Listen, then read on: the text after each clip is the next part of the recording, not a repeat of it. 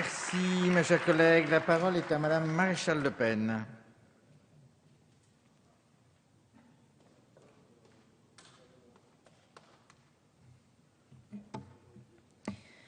Merci, Monsieur le Président, Monsieur le Ministre, chers collègues.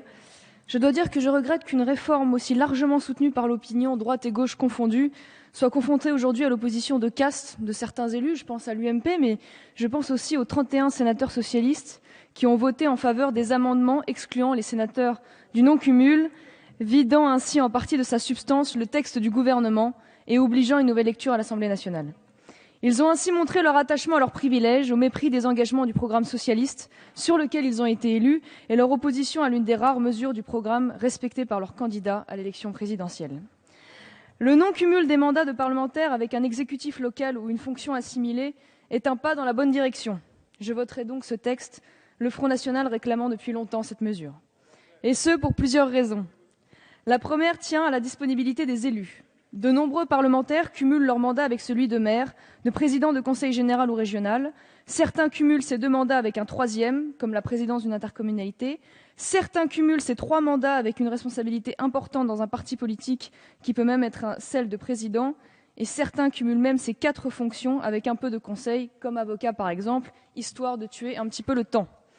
Comment sérieusement peut-on se consacrer à autant de mandats sans déléguer à outrance ? Personne n'a le don d'ubiquité, et ceux qui croient ces élus, qui côtoient ces élus, savent bien qu'il n'est pas possible de tout faire. Il en va du respect de ses électeurs et de la performance de son travail. La seule justification à ces situations tient souvent à l'ego de certains élus qui souhaitent verrouiller leur circonscription pour tout contrôler.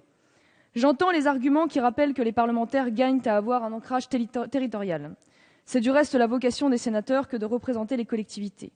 Mais était-ce normal d'organiser un conflit d'intérêts majeur en permettant, par exemple, à ces mêmes sénateurs d'être présidents de conseil général et de pouvoir ainsi distribuer l'argent public aux villes dont les conseillers municipaux composent leur collège électoral? Cela est proprement scandaleux. Avoir un ancrage local ne sous-entend pas nécessairement que l'on doive être à la tête d'un exécutif. Un mandat de conseiller municipal, départemental ou régional permet ce lien avec les instances locales. Le non-cumul des mandats permettra, je l'espère, de lutter contre l'absentéisme et de recentrer les parlementaires sur leurs missions essentielles que sont le vote de la loi, le contrôle de l'action du gouvernement et l'évaluation des politiques publiques. Mais surtout d'éviter le conflit d'intérêts. J'ai vu dans cet hémicycle des députés me dire qu'ils étaient opposés à un texte au niveau national, mais le voter quand même afin de pouvoir en tirer bénéfice au sein de leur mairie. Le député, même élu d'une circonscription, est avant tout un député de la nation. L'intérêt général doit être son seul objectif. Au-delà de cet aspect de la réforme, il y a une question de principe, à mon sens, tout aussi fondamentale. On nous vante avec ce texte le renouvellement de la classe politique, incarnation de la démocratie vivante et en mouvement. Louables intentions auxquelles je souscris également. Pourtant, une chose est frappante en observant le landerneau politique français. La classe dirigeante est le fruit d'une endogamie vieille d'un demi-siècle entre la droite RPR-UMP d'un côté et la gauche socialo-communiste de l'autre. Il n'est pas rare de voir les ministres ou des députés accumuler 3, 4, 5 mandats ou excusez-moi, c'est une réalité.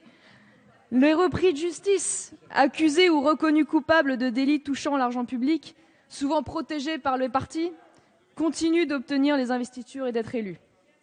Alors que les Verts, les radicaux de gauche ou encore les communistes peinent à réunir quelques pourcents lors des grands scrutins nationaux, ils disposent de groupes politiques. Des groupes politiques, et c'est pourtant une réalité, pardonnez-moi, c'est une réalité. Aujourd'hui, ils disposent de groupes politiques et d'élus en nombre au Parlement alors que vous ne représentez strictement rien au niveau national. En revanche, le Front national, et je vous l'apprends peut-être pas, 10 à 15% des voix lors de presque tous les scrutins nationaux depuis 25 ans. Et bien même aujourd'hui, peut-être plus, selon les sondages que l'on nous prête. Nous avons pratiquement été privés de députés pendant 20 ans.